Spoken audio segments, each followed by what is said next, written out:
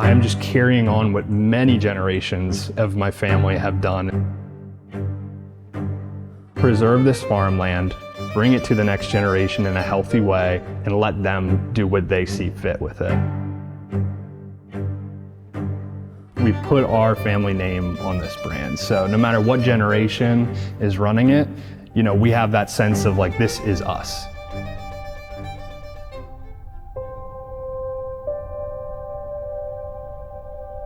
Our family has been farming here since the 1700s.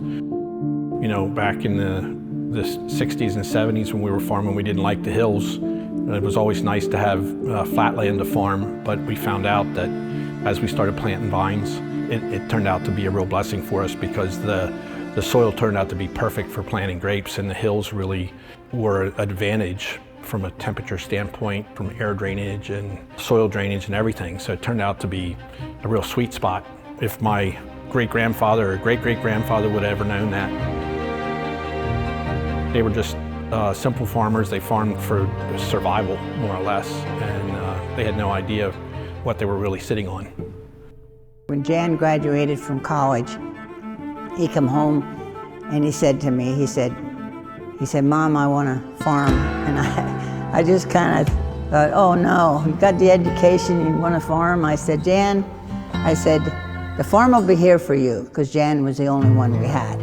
I said, the farm is here for you to play with. I said, get a job, you know, and then of course he started auctioneering. Yeah, we knew that Jan really liked to farm, and like they say, you can take the boy off the farm, but you can't take the farm out of the boy, you know.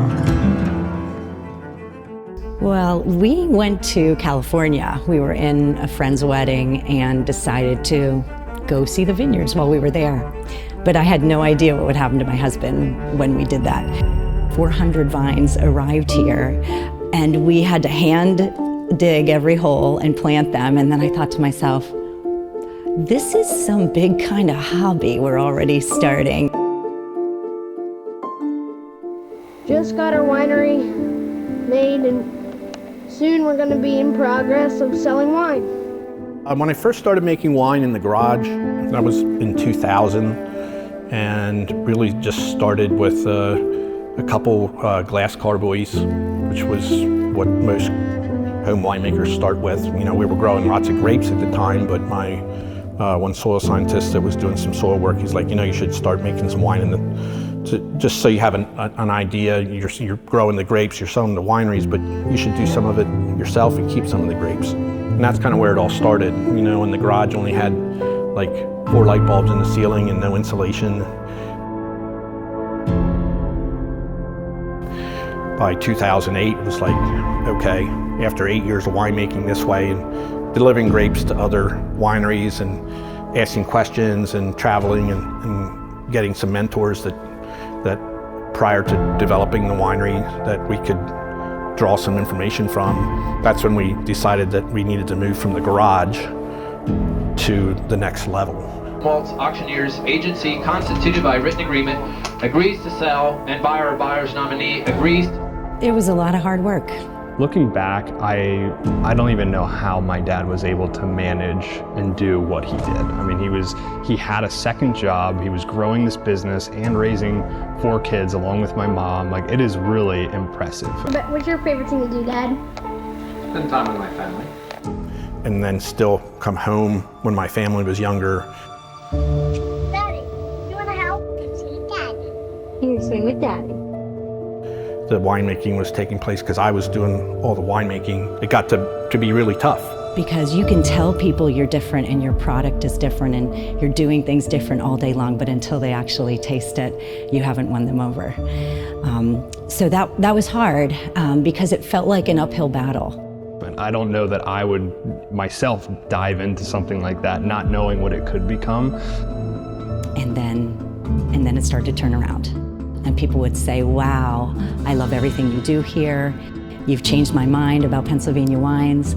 So just that in itself is really inspirational, that they kind of had that forethought of like, we're going to give it our all no matter how hard it is, because we believe in this farm sustaining us without having to have second jobs like every previous generation has had to do. We believe that we can get this to a point where it sustains itself. To get to the point where we are now, to finally have Zach come back into the business, have Alexis here in the business.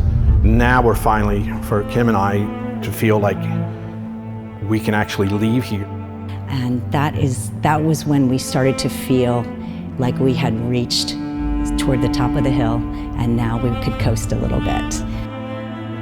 I think I was looking for that acceptance from my family to be like, all right, she's ready for this. She's ready for this next step.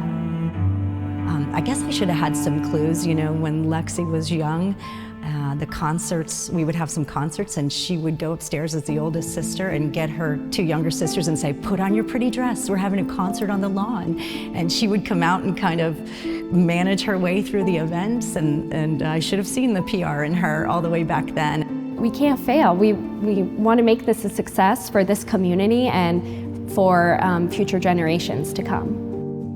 Yeah, so I graduated high school just knowing that I had a passion for growing grapes and making wine, you know, after watching my parents do it for so many years. And so I decided to pursue a bachelor's degree in viticulture and enology. And so from there, that really opened up my doors, not only to just understanding our operation better, but also to being able to work for other operations and knowing I had that certification behind me. So I was able to go and travel and work at different wineries. So I worked on the viticulture division of Chateau Ste. Michelle out in Washington State. Really learned, you know, viticulture, like high-end viticulture at a much larger scale. And then from there, the following year, I worked at Gallo at one of their smaller, higher-end facilities called Edna Valley. It's in the St. Louis Obispo area of California, and I worked in their winemaking division. So there, I was able to once again see how a larger operation handles scale, but still maintains the high quality. And that's really the goal I had through that process, was seeing how do you expand an operation but still maintain those quality values that you started with. You can't make good wine out of poor grapes. It's impossible. If we don't do a good job out there, the grapes coming in, you know, we're obviously subject to the weather. I remember it very vividly. I came back from a semester at college and I started to do bud checks in the middle of the winter, and every single bud was dead. Every single one I cut open, I was like, not only are we not going to have yield this year, I think our vines are completely dead, which is just a real wake-up call of, you know, where do we go from here? What does this mean for the future of this operation? Does that mean that we're not able to sustain ourselves from here on out? And some years it's easier and some years it's harder, but every year we still have to be consistent with our farming side. So there was a lot of questions there about, you know, is this operation going to be able to continue? Fortunately, we only lost about 30% of our grapes, which is a lot, but we were still able to recover. So I think that really humbled us, and it shows, you know, yeah, we took a risk with the varieties we grew, and most times it's worth that risk, but you have to always have in the back of your mind, be ready to accept what Mother Nature has in store. One of my biggest goals was, when I joined the business, was, you know, we had just come off of that winter where we lost all this fruit and everybody was kind of in this more like depressed mode. It was like, where are things going? I really wanted to turn that around into a positive story and showcase my skills and the things I had just learned coming out of college and my other work experience. So I really took that seriously, took on that challenge head on. And I developed a whole plan of planting 12 new acres, which was the biggest planting we ever had, and really taking all the things that we learned from the prior 20 years of grape growing and, you know, starting fresh with like, this is exactly, using everything we've learned, this is the type of vineyard that we want to install, with all the varieties that we knew worked well here, with the best hillside we had on the farm, the best soil, sun exposure. So I really took that job seriously, and we have a beautiful 12 acres now. that's producing some of the best fruit that we've ever made. So, from the dirt to the bottle, everything we do is set to make the best quality product we can. And you know, some vintages aren't easy, but we need to have integrity in everything we do. So now we have 36 acres of grapes with 7 different varieties. We sell some of the fruit, but all the wines that we're making today are from our own fruit. And that leads to our production today is about 100,000 bottles a year. Farms in this part of the country is just great. Well, I just think it's a great legacy. That's a big emotional thing for me now to feel happy about that, because it could be totally different. We could be faced with no one to pass it on to. It means a lot. It means a lot that we are able to still live and work on a family farm. It feels like we are giving back to our ancestors and to this land that has given so much to us.